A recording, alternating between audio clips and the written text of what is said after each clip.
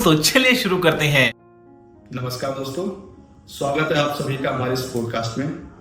आज हम लेकर आए हैं आपके लिए एक स्पेशल एपिसोड जो कि है FAQs about Indian cost account service. बहुत सारे एस्पिरेंट्स हमसे क्वेश्चंस पूछते रहते हैं आईकोस के बारे में। आईकोस है क्या, इसको ज्वाइन कैसे करना है और इसमें वर्क प्रोफाइल क्या रहती है। तो इन्हीं सारे क्वेश्चंस के जवाब इस पॉडकास्ट में हम देने वाले हैं और मेरे साथ हैं मेरे दो फेलो ऑफिसर्स लवी और अमित। तो चलिए हम शुरू करते हैं पहले क्वेश्चंस के साथ। तो पहला क्वेश्चन मेरा अमित से ये है कि आप दर्शकों को ये बताइए कि इस एग्जाम के लिए एलिजिबिलिटी क्राइटेरिया क्या है। तो एलिजिबिलिटी क्राइटेरिया में है कि सीए और सीए में जो सीए फाइनल एग्जाम पास कर चुके हैं, चाहे वो सीए की हो या सीए की, वो एलिजिबल है। और अगर नोटिफिकेशन की बात करें तो क्लियरली लिखा हुआ है कि सीए और सीए में कुछ are eligible to become member. That means CA exam जो फाइनल एग्जाम पास कर लिया है। अगर एज क्राइटेरिया की बात करूं तो जनरल और ईडब्ल्यूएस 35 इयर्स है और जो कैटेगरीज के लिए सम रिलैक्सेशंस है जो आप नोटिफिकेशन में चेक कर सकते हैं। तो जैसा कि आपने बताया कि इस एग्जाम की एलिजिबिलिटी क्राइटेरिया है सीए या सीएमए फाइनल पास। तो जब हम नोटिफिकेशन को रेफर करते हैं तो उसमें इन दोनों क्वालिफिकेशन के अलावा कुछ क्वालिफिकेशन और दे रखी है, जैसे कि ग्रेजुएशन की डिग्री होना चाहिए आपके पास, 3 ईयर का कॉस्ट अकाउंटिंग वर्क एक्सपीरियंस होना चाहिए। तो क्या वो भी मैंडेटरी है? तो इसमें मैं बताना चाहूंगा कि दोनों ही रिक्वायरमेंट, चाहे आपने जैसे बोला ग्रेजुएशन या फिर 3 ईयर ऑफ कॉस्ट अकाउंट, ये डिजायरेबल है। अगर मैं हमारी सर्विस में बात करूं तो हमारे बैच में कई लोग ऐसे हैं जिनके पास वो एक्सपीरियंस नहीं है या वो डिग्री नहीं है तो भी वो क्वालिफाई है। तो अगर आपके पास अगर कोई ग्रेजुएशन नहीं है, बीकॉम या कोई और ग्रेजुएशन या फिर एक्सपीरियंस नहीं, तो भी आप ये एग्जाम दे सकते हैं। राइट। तो जैसा आपने बताया कि ये दोनों ही क्वालिफिकेशन डिजायरेबल है, मैंडेटरी नहीं है।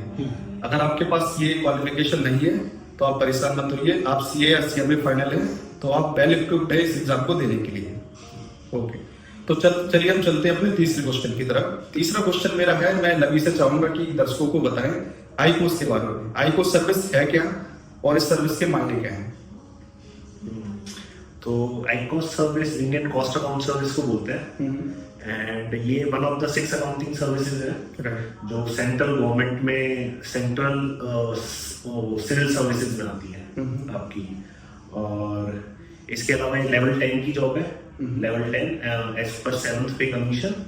एंड ये इक्विवेलेंट है आपके जो अदर जैसे रेवेन्यू सर्विसेज है या फिर IAS IPS है, वो भी लेवल 10 पे ही रिक्रूट होते हैं। वो बस ऑल इंडिया सर्विसेज है, बट ये ऑल इंडिया सर्विस नहीं है, ये सेंट्रल सिविल सर्विसेज आती है। ये इसकी इक्विवेलेंट होगी जैसे आपकी Indian revenue service, Indian audit account service, railway account service. हाँ, ओके। तो जैसा कि लवी ने बताया कि ये ग्रुप पे गेस्टेड पोस्ट है। तो चलिए हम चलते हैं अपने नेक्स्ट क्वेश्चन की तरफ और मेरा अगला सवाल है अमित से। तो अमित आप बताइए, इस जॉब में आने के बाद आपको सैलरी एंड बेनिफिट्स क्या क्या मिलते हैं उसके बारे में जरूर बताइए, जिसमें ज्यादातर हमारे एस्पिरेंट हैं वो काफी इंटरेस्टेड रहते हैं। तो ये 56,100 बेसिक पे मिलती है लेवल 10 पे, तो वो बेसिक मिलती है। जो DA चल रहा है फिलहाल वो रफली 55 to 60% चल रहा है और बेसिक तो 60% ऑफ 56,100।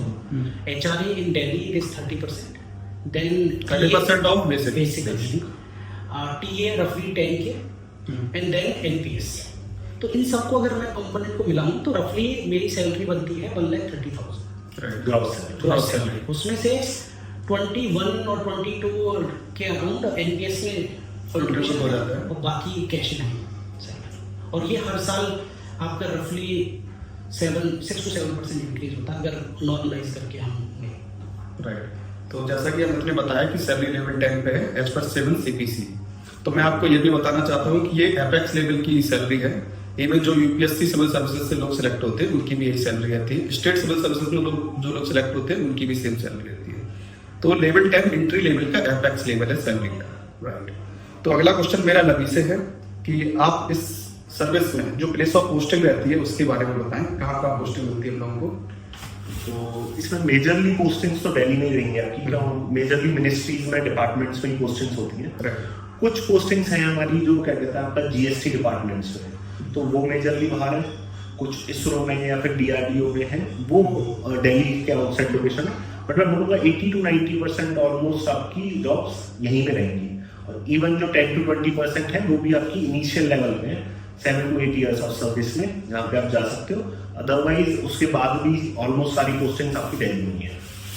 तो जैसा कि आपने देखा कि मेजर जो पोस्टिंग है वो दिल्ली में रहने वाली है, तो बहुत सारे एस्पिरेंट्स होते हैं जिनको ये इंटरेस्ट होता है कि वो लाइफ टाइम दिल्ली में बताएं, तो उनके लिए बेहतर अपॉर्चुनिटी है ये। चलिए नेक्स्ट क्वेश्चन को ले लेते हैं हम अमित से, और हमारा नेक्स्ट क्वेश्चन है कि इस सर्विस में आने के बाद आपको वर्क लाइफ बैलेंस कैसा मिलता है?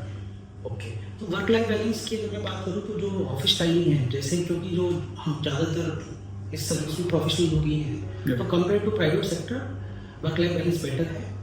ऑफिस आवर्स में आपको काम रहता है, बट बिकॉज आप अलग वर्ड से एक्सपोज होते हैं प्राइवेट में या ट्रेनिंग में भी, तो आपको सॉफ्टवेयर यूज करना, एक्सेल बहुत अच्छी कमांड रहती है, तो आपका efficiency level compare to other high रहता है, तो आप एक बेटर वर्क लाइफ बैलेंस बन सकता है। Apart from office hours stretch होता है, लेकिन बहुत कम, आई विल से 20 और 30 days in a whole year, तो वो मैनेजेबल है।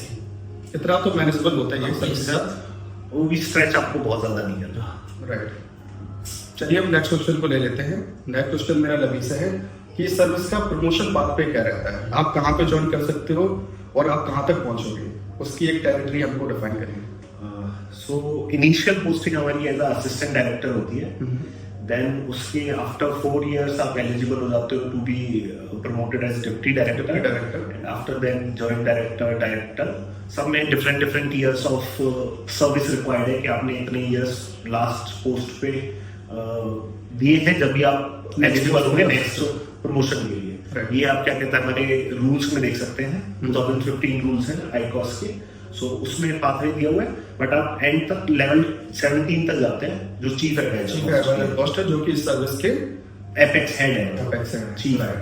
इसमें I want to add one thing, deputation opportunities PSU में डायरेक्टर जो कि एपेक्स पोस्ट होती है सीए के लिए, finance function, you will definitely get after a certain number of years, maybe 9 or 10 after 9 years of service, so that is also very good। तो अमित ने deputation के बारे में बताया जो कि सेंट्रल डेपुटेशन स्कीम के अंदर आता है। चलिए हम नेक्स्ट क्वेश्चन को ले लेते हैं, और नेक्स्ट क्वेश्चन मेरा अमित से ही है कि इस एग्जाम का जो सिलेक्शन प्रोसेस है, इस सर्विस का जो सिलेक्शन प्रोसेस है उसके बारे में बताएं। तो अगर मैं बात करूँ सिलेक्शन की, तो इसमें एक नोटिफिकेशन आता है, उस अगर पास्ट ट्रेंड को ध्यान में रखते हुए फिर उसके रफली 4 to 5 months के बाद एक रिटर्न एग्जाम होता है, जो कि होता है 120 क्वेश्चंस का और 300 मार्क्स का, रफली 2.5 मार्क्स विद नेगेटिव मार्किंग को 1/3, तो वो रिटर्न होता है। और उसके बाद इंटरव्यू होता है, इंटरव्यू में 4 to 5 मेंबर्स होते हैं जो आपका इंटरव्यू लेते हैं, यूपीएससी कंडक्ट कराती है, तो वो तो रिटर्न प्लस इंटरव्यू। तो इस सर्विस का जो एग्जाम है यूपीएससी कंडक्ट कराती है, प्लस जो इंटरव्यू है वो भी यूपीएससी कंडक्ट कराती है। तो जब भी आप इंटरव्यू के लिए सिलेक्ट होते हो तो आपको यूपीएससी भवन को विजिट करना पड़ता है, और वहाँ पे आपका इंटरव्यू होता है, जैसा कि अदर सर्विस का होता है। राइट। तो नेक्स्ट क्वेश्चन को ले लेते हैं, और नेक्स्ट क्वेश्चन मेरा नबी से है कि इस सर्विस में जो एस्पिरेंट है, जो कि इस सर्विस को ज्वाइन करने का ड्रीम रखते हैं, तो वो कहीं ना कहीं अभी जॉब में होते हैं, तो उनका हमेशा ये क्वेश्चन रहता है कि while in being in job they can prepare for this exam or not? I think on the job आप प्रिपेयर कर सकते हैं, जिस टाइम एग्जाम्स हो उस टाइम पे आप थोड़ा बहुत लीव के लिए प्लान कर सकते हैं अपनी प्रिपरेशन बेस पे कि आपकी किस लेवल तक प्रिपरेशन हुई है। अदरवाइज आप ऑन द जॉब ही करिए, क्यों आपका मेजर सिलेबस इसमें सीए से रिलेटेड रहता है, वो आपने ऑलरेडी पढ़ा हुआ है, सिर्फ आपको एक बार गो थ्रू करना है, रिवाइज करना है, और स्पेसिफिक सिलेबस को देख के कुछ कंपोनेंट्स ऐसे होंगे जो आपने नहीं पढ़े होंगे अपने उसमें सीए जर्नी में या सीएमए जर्नी में, वो आपको एक्स्ट्रा ऐड करने होते हैं।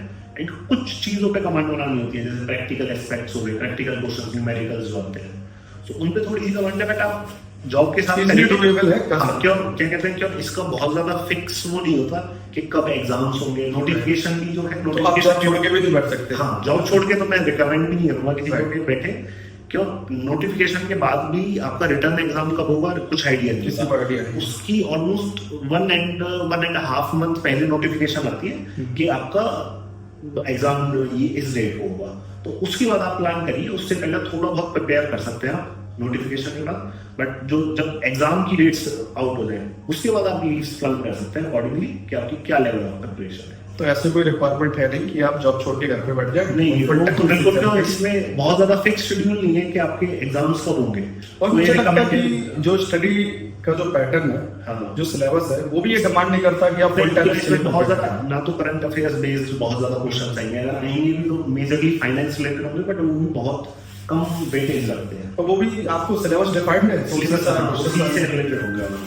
राइट। तो जैसा कि लवी ने बताया काफी अच्छे से कि इस एग्जाम को आपको प्रिपेयर करने के लिए फुल टाइम जॉब छोड़ने की, या तो आप जॉब के साथ इजीली मैनेज कर सकते हो। इसमें मैं एक चीज बोलना चाहूँगा, जॉब के साथ जैसे इन्होंने बोला कि नोटिफिकेशन आते ही प्रिपरेशन चालू कर दीजिए, क्योंकि चाहे सिलेबस डिफाइंड है बट कंपटीशन काफी टफ है। कंपटीशन तो रहेगा, बहुत ज्यादा टफ है, प्लस कैलकुलेटर अलाउ नहीं है। तो जैसा इन्होंने बोला कि न्यूमेरिकल्स में कमांड अच्छी होती है, बिल्कुल। तो सिलेबस डिफाइंड है, सीए या सीएमए से रिलेटेड है, पर कंपटीशन बहुत ज्यादा टफ है। कंपटीशन हम प्रोफेशनल्स ही होता है, जो सीएमए है तो कंपटीशन है काफी रहता है। इसके लिए आपको पहले से ही स्टार्ट कर देंगे, बट ठीक है, इतना भी है कि आप जॉब के साथ इजीली प्रिपेयर कर सकते हैं। तो अगला क्वेश्चन ले लेते हैं, और ये हमारा लास्ट क्वेश्चन है। अगला क्वेश्चन मेरा अमित से ही है कि इस सर्विस के लिए, इस एग्जाम के लिए कोई फॉर्मल कोचिंग है? तो क्योंकि जैसा कि लवी ने बताया कि इसका फिक्स पैटर्न नहीं है फ्रीक्वेंसी का, कि कब हर साल ये एग्जाम नहीं आएंगे, ये वैकेंसी नहीं आएंगे, तो कॉमर्शियल ये वाइबल नहीं होता। रीजन क्योंकि पहली चीज तो सिर्फ जो नंबर ऑफ कैंडिडेट है वो सीए या सीएमए हो सकते हैं, नंबर ऑफ कैंडिडेट पहले से ही कम। तो अगर प्लस फ्रीक्वेंसी नहीं है, प्लस जो कोर्स है वो ऐसा है जो सीए सीएमए खुद पढ़ सकते हैं, उनके लिए अलग से उनको कोचिंग की रिक्वायरमेंट नहीं होती। इन सब कंपोनेंट की वजह से अभी तक तो मैंने नहीं देखा कि कोई फुल कोर्स कॉमर्शियली कोचिंग कर रहा है। बट इंटरव्यूज के लिए जरूर ऐसे हैं कुछ जो मॉक इंटरव्यूज कंडक्ट कराते हैं, वो तो उनको आप ज्वाइन कर सकते हो। वो आफ्टर जब आपका रिटर्न एग्जाम क्लियर हो जाए, जब आप ज्वाइन करिए। या फिर ये भी मैं बोल सकता हूँ कि प्रिपरेशन आप खुद कर लीजिए, टेस्ट सीरीज एक टेस्ट सीरीज। तो thank you so much for the answers. काफी अच्छे से इन दोनों ने हमारी हेल्प की सारे आंसर्स को फाइंड आउट करने में। इसी तरीके से आपके अगर और भी क्वेश्चंस हो तो हमें कमेंट सेक्शन में बताएं। हमने एक टेलीग्राम चैनल भी बनाया है, उसका लिंक हम कमेंट सेक्शन में लिंक कर देंगे, तो आप वहाँ पे भी अपनी क्वेरीज को पुट अप कर सकते हैं। राइट, तो आज के लिए इतना ही, फिर मिलेंगे नेक्स्ट पॉडकास्ट में। Thank you.